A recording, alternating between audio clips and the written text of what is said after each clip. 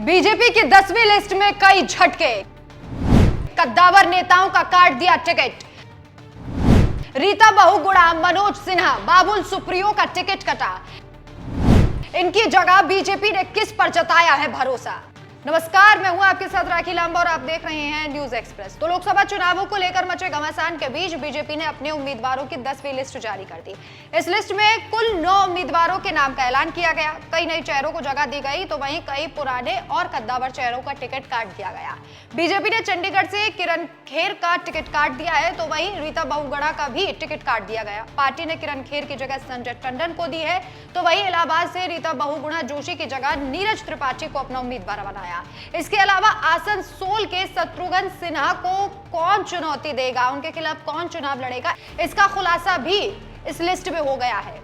कौन है जो शत्रुघ्न सिन्हा को देगा टक्कर, वो आपको विस्तार से बताएंगे। इसके साथ ही आपको यह भी बताएंगे कि आखिर किसका टिकट कटा है और किसको मिला है। चंडीगढ़ संजय टंडन, किरण खेर का टिकट कटा। मैनपुरी में जयवीर सिंह ठाकुर को उम्मीदवार बनाया गया। प्रेम सिंह शाक्या का टिकट कटा। कौशांबी से विनोद सोनकर को उम्मीदवार बनाया गया। फूलपुर से प्रवीण पटेल को टिकट मिला। केशरी देवी पटेल का टिकट कट गया। इलाहाबाद से नीरज त्रिपाठी को चुना गया। रीता बहुगुणा जोशी का टिकट कट गया है। बलिया से नीरज शेखर को चुना गया जबकि वीरेंद्र सिंह का टिकट काट दिया गया। मछली शहर से बीपी सरोज को चुना गया। गाजीपुर से पारसनाथ राय को टिकट मिला और मनोज सिन्हा का टिकट कटा है। आसनसोल से एसएस आलूवालिया को टिकट दिया गया और बाबू सुप्रियो का टिकट काट दिया गया है। जी हां, बाबुल सुप्रियो की जगह अब शत्रुघ्न सिन्हा के सामने एसएस आलूवालिया चुनावी हुंकार बनेंगे।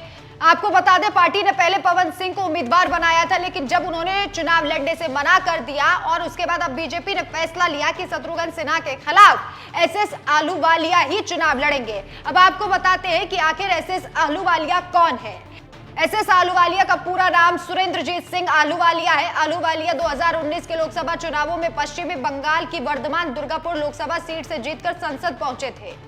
पार्टी ने इस बार उन्हें आसनसोल से लड़ाने का फैसला लिया है। इससे पहले 2014 में आलूवालिया दार्जिलिंग लोकसभा सीट से जीते थे। आलूवालिया बीजेपी में आने से पहले कांग्रेस में थे।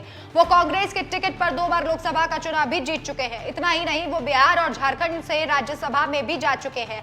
आलूवालिया 1999 में बीजेपी से जुड़े थे। आलूवालिया पिछले 25 सालों से बीजेपी के साथ है। 72 साल के आलूवालिया राजनीति में लंबी पारी खेल चुके हैं। वो पिछले 30 सालों से सांसद हैं। आलूवालिया को उनके ज्ञान के लिए गूगल गुरु भी कहा जाता है। बीजेपी ने पश्चिम बंगाल में चर्चा का विषय बनी आसनसोल की सीट से अब उन्हें चुनावी रण में उतारा है। लंबा संसदीय अनुभव रखने वाले आलूवालिया क्या आसनसोल की सीट बीजेपी के खाते में डाल पाएंगे? अब सबकी नजरें इसी बात पर टिकी होंगी। देश के कई राज्यों में संसद में प्रतिनिधित्व करने वाले आलूवालिया इस बार अपनी जन्मभूमि से चुनाव लड़ेंगे और शत्रुघ्न सिन्हा को टक्कर देंगे। 2014 और 2019 में बीजेपी ने आसनसोल सीट पर जीत हासिल की थी। तब पार्टी के नेता बाबुल सुप्रियो जीते थे लेकिन उनके टीएमसी में जाने के बाद इस सीट पर उपचुनाव हुआ था और शत्रुघ्न सिन्हा चुनाव में जीते थे। लेकिन क्या आपको लगता है कि वो जीत हासिल कर पाएंगे या फिर नहीं? हमें कमेंट करके जरूर बताएं।